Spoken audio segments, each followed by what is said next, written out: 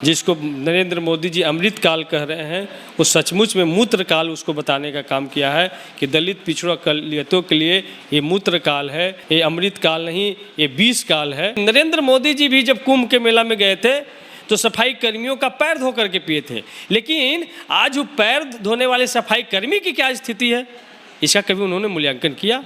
जिस आदिवासी समाज से वो नौजवान आता जिस पे मूत्र विसर्जन किया गया, उसके घर के, उसके समाज के, उस इलाकों की क्या माली हालत है, उनका रोजगार की क्या व्यवस्था है? सरकार की नौटंकी उससे भी ज़्यादा एट्रोसिटी करने वाला है। क्या कोई मीडिया के सामने किसी का पैर धोता है? किसी को सम्मान देना है तो पूरी दुनिया की मीडिया को इकट्ठा करके आप सम्मान दीजिएगा? इसका मतलब आप सम्मान नहीं देना चाहते हैं, सिर्फ सम्मान दे करके उसको मार्केटिंग करना चाहते हैं। मनुस्मृति से जो प्रभावित लोग हैं, जो मनुस्मृति में जो टॉप पर हैं, वही लोग इसमें से ज़्यादातर दिखेंगे जिनके अंदर इंसानियत कम होता है। दलित पिछड़ों की गिनती वो जानवर से भी कम बदतर स्थिति में करते हैं। तो इसीलिए इस तरीके का घटना अंजाम देने में उनके अंदर कभी भी दया करुणा या बंधुता का बोध नहीं होता है। अम्बेडकर फुले पेरियार की विचारधारा ही है जो लोगों के अंदर समता, बंधुता और न्याय का विचारधारा को स्थापित। आपका बिहार में सरकार चल रहा है, आप लोग सरकार में है, अनुसूचित जाति का अलग से विभाग है, अलग से उसका सब चीज़ है, उसके बावजूद जिस तरीके से मुजफ्फरपुर में पानी पीने का जुर्म में मौत की घाट उतार दिया गया, इस पर आप लोगों ने क्या कार्रवाई किया और क्यों खामोश है? ये सवाल नहीं होगा। देश में प्रदेश में चाहे किसी की सरकार रहे, दलित पिछड़े वर्ग पर जो अत्याचार है लगातार होती रही है और अभी भी हो रही है। देश में अमृत काल चल रहा है, लेकिन आप लोगों ने देखा कि मध्य प्रदेश में कैसे मूत्र काल दिखाया गया। वहीं बिहार में बहुजनों की सरकार है, जहां बहुजनों की सरकार है, यहाँ भी चापाकल से पानी पीने पर दलितों की हत्या हो रही है। एक दलित मासूम बच्चा गलती से किसी दुकानदार का एक चॉकलेट खा लिया, उसको भी खूंटे से बांध करके पीटा गया है। इन तमाम चीज़ों पर चर्चा करेंगे। हमारे साथ दलित समाज के मुख्य रूप से नेता रहे, दलित समाज की लड़ाई लड़ करके आगे आए और उसी पहचान को आगे लेकर के विधायक तक बने सतीश दास जी हमारे साथ मौजूद हैं। सतीश जी, आप जब शुरुआती दौर में थे तो सिर्फ दलितों के लिए लड़ते थे, लेकिन आप कुछ खामोश दिख रहे हैं इन दिनों। आपकी सरकार है, बिहार में अत्याचार हो रहा है, मध्य प्रदेश में भी आपने देखा किस तरीके से मूत्रकाल दिखाया गया कि अमृत काल नहीं मूत्रकाल है, इस पर क्या कहिएगा? देखिए, सबसे पहले तो पहला जवाब है कि हम खामोश नहीं हैं। जहाँ भी शोषण उत्पीड़न हो रहा है, हम लोग मुखर होकर के उसके खिलाफ में लड़ रहे हैं। और लड़ाई, बाबा साहब ने हमको लड़ाई संवैधानिक तरीके से लड़ने का रास्ता बताया है और हमारे लोग तेज़ी से सड़क पे भी आ रहे हैं, आंदोलन कर रहे हैं। आप देख सकते हैं कि जिस तरीके से मध्य प्रदेश में एक आदिवासी नौजवान पे मनुवाद के पोषक मनुवादी लोगों ने जिस तरीके से उन पे मूत्र विसर्जन करने का काम किया है, जिसको नरेंद्र मोदी जी अमृत काल कह रहे हैं, वो सचमुच में मूत्र काल उसको बताने का काम किया है कि दलित पिछड़ा कलियतों के लिए ये मूत्र काल है, ये क्या कहते हैं उसको, ये अमृत काल नहीं, ये विष काल है। ठीक है, और वो साफ दिखता है। उसके बाद सरकार की नौटंकी उससे भी ज़्यादा एट्रोसिटी करने वाला है। क्या कोई मीडिया के सामने किसी का पैर धोता है? किसी को सम्मान देना है तो पूरी दुनिया की मीडिया को इकट्ठा करके आप सम्मान दीजिएगा? इसका मतलब आप सम्मान नहीं देना चाहते हैं, सिर्फ सम्मान दे करके उसको मार्केटिंग करना चाहते हैं। तो आपके मन में जो किया वो मार्केटिंग है। वो मार्केटिंग है।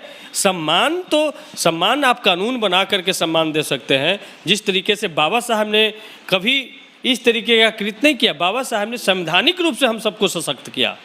बाबा साहब ने कानूनी रूप से हम सबको सशक्त किया कि आज हमको बोलने की ताकत, पढ़ने की ताकत, कहीं देश में जाने की ताकत, कहीं शिक्षण संस्थान में पढ़ने की ताकत, ये ताकत बाबा साहब ने देने का काम किया। इसके लिए कोई मार्केटिंग नहीं किया। लेकिन आज की जो कुछ सरकारें हैं, इनके शिवराज सिंह चौहान तो छोड़ दिए, नरेंद्र मोदी जी भी जब कुंभ के मेला में गए थे तो सफाई कर्मियों का पैर धो करके पिए थे, लेकिन आज वो पैर धोने वाले सफाई कर्मी की क्या स्थिति है, इसका कभी उन्होंने मूल्यांकन किया?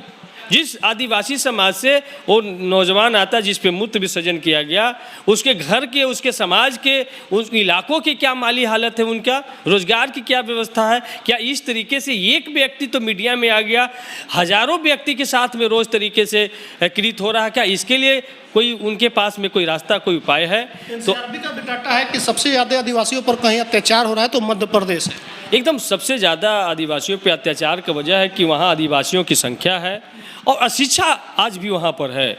आदिवासियों के बीच में शिक्षा हम नहीं ले पहुंचा पाए हैं, उनके बीच में अवेयरनेस नहीं कर पाए हैं। और वहाँ का जो समाज है आज भी मनुस्मृति पर आधारित समाज व्यवस्था को मानता है। आज भी बाबा साहेब के संविधान को मानने वाले की संख्या कम है, मनुस्मृति को मानता है। और सब ठीक बात है कि वो नौटंकी कर रहे हैं, घर पे बुलडोजर चला नौटंकी है, NSA लगाने की बात हो रही है, शायद लग भी गया है और नौटंकी है। लेकिन आपका बिहार में सरकार चल रहा है, आप लोग सरकार में है, अनुसूचित जाति का अलग से विभाग है, अलग से उसका सब चीज़ है। उसके बावजूद जिस तरीके से मुजफ्फरपुर में पानी पीने का जुर्म में मौत की घाट उतार दिया गया, इस पर आप लोगों ने क्या कार्रवाई किया और क्यों खामोश है? ये सवाल नहीं होगा सर? नहीं, खामोश नहीं है, कानून वहाँ काम कर रही है। जो भी इस तरीके के कृत्य करने वाले लोग हैं, वो जो भी संविधान में प्रावधान है SC ST एट्रोसिटी एक्ट, उसके तहत उन पर कार्रवाई हो रही है। और उस पीड़ित पक्ष के लोगों को जो भी सरकार जो मुआवजा तय की है वो मुआवजा भी मिलेगा। और इस तरीके का कृत्य नहीं हो, इसके लिए और ठोस कदम उठाने की ज़रूरत है।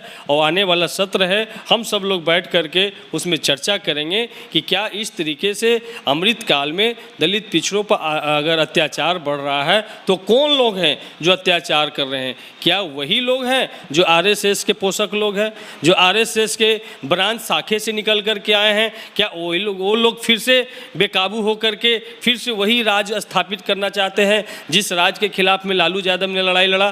तो हम सब लोग इन तमाम घटनाओं का, जो बिहार में 2 घटनाएं घटी हैं, इसका समीक्षा करेंगे। नहीं है, राकेश पासवान को बाबा साहब के अम्बेडकर जयंती से पहले गोली मार दी गई, अभी एक बच्चे को चॉकलेट खाने पर बांध करके मारा गया। ऐसे तमाम घटनाएं लगातार रोज घट रही है। लेकिन आपका एक जो पहचान था कि आप जेल जाने से नहीं डरते थे, सरकार किसी को हो, आप मुखरता से बोलते थे जब भी SC ST का मामला आता था, लेकिन आप भी बोलते हुए कहीं दिख नहीं रहे हैं सर। लोग उम्मीद लगाते हैं आपसे। नहीं, हमसे जब भी सवाल पूछा गया है हम बोलते हैं। और अभी हम लोगों ने 17 तारीख से उन जगहों पर जाने का हमने प्रोग्राम तय किया है। हम अपनी कमेटी के लोग को लेकर के वहाँ जाएंगे जहाँ पर इस तरीके के घटना घटे हैं। वहाँ के प्रशासन से हम रिपोर्ट लेंगे कि आपने क्या कार्रवाई किया है। यही घटना नहीं है, इमामगंज में एक दलित महिला को जिंदा जला दिया गया।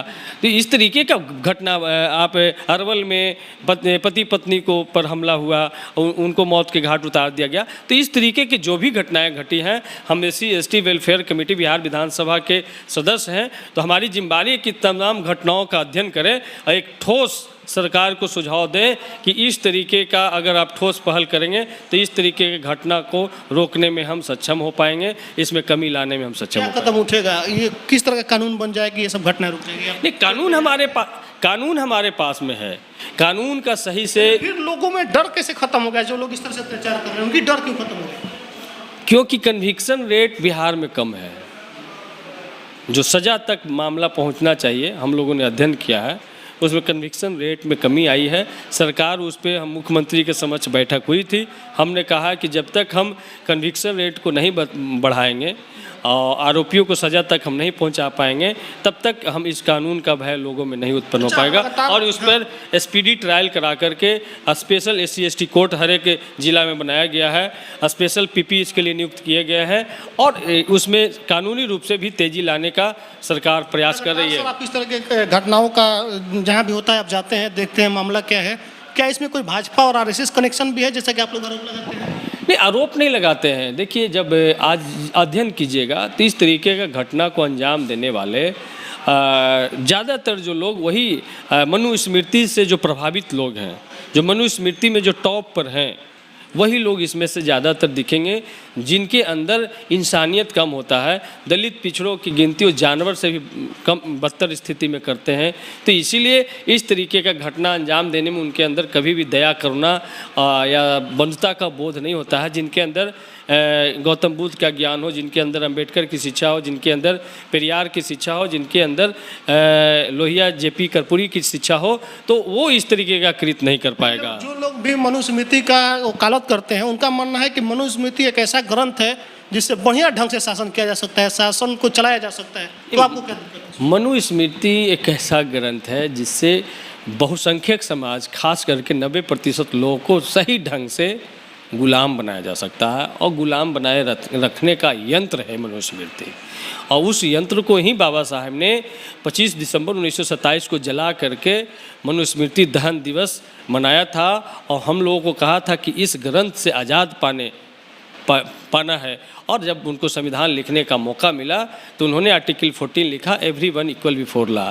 रानी और मेहतरानी के वोट को बराबर किया, सबके लिए शिक्षा का द्वार उन्होंने खोलने का काम किया, और सबके लिए समान अपराध के लिए समान सज़ा की वकालत की।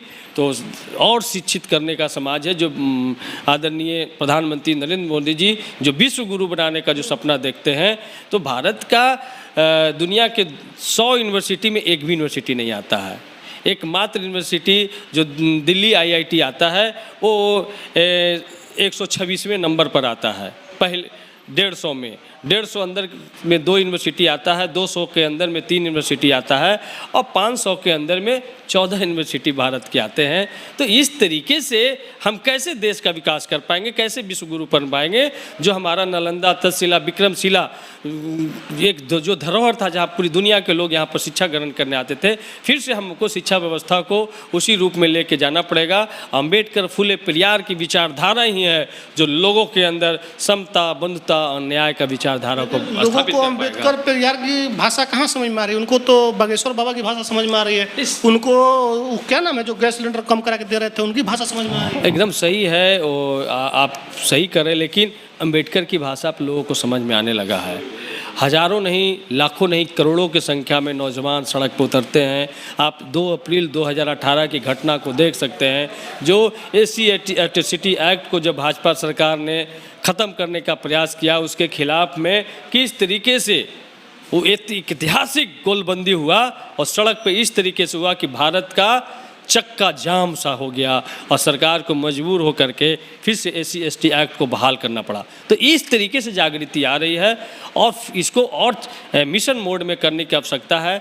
जिस तरीके से RSS दिन रात मिशन मोड में मनुस्मृति को प्रचार प्रसार में लगा है, उसी तरीके से अम्बेडकर, फुले, पेरियार की विचारधारा को हम जैसे और करोड़ों भारत में इनके विचारधारा के मानने वाले लोगों को दिन रात एक मिशन मोड में प्रचार प्रसार करना होगा, और सभी को कनेक्ट करना होगा। तभी हमारा देश, जब बुद्ध की शिक्षा हम समझ पाएंगे, अम्बेडकर की शिक्षा समझ पाएंगे, जब कबीर और संत रैदास की बात को हम समझ पाएंगे, तभी हमारा देश सचमुच में विश्व गुरु बन पाएगा। अन्यथा हम भारत का बहुत नुकसान कर देंगे। चलिए, बहुत बहुत धन्यवाद बात करने के लिए सर। तो हमारे साथ सतीश दास थे, राजद के विधायक हैं, मखदूमपुर से विधायक हैं। लंबे समय से इनकी शुरुआत ही हुई दलितों की लड़ाई लड़ते हुए, लेकिन अभी बीच में क्यों ये थोड़ा खामोश दिखे, इन पर हमने चर्चा किया, लेकिन उन्होंने बताया कि हम खामोश नहीं हैं। हम शिवराज सिंह चौहान जैसा दिखावा करके, कैमरा लेकर, मीडिया लेकर के वहाँ नहीं जाते हैं जहाँ पर घटना घटता है। हम कानूनी तौर पे काम करते हैं। बाबा साहब ने भी हमको वही अधिकार दिया जो कानून के तहत लड़ाई लड़नी है, तो हम कानूनी लड़ाई लड़ रहे हैं।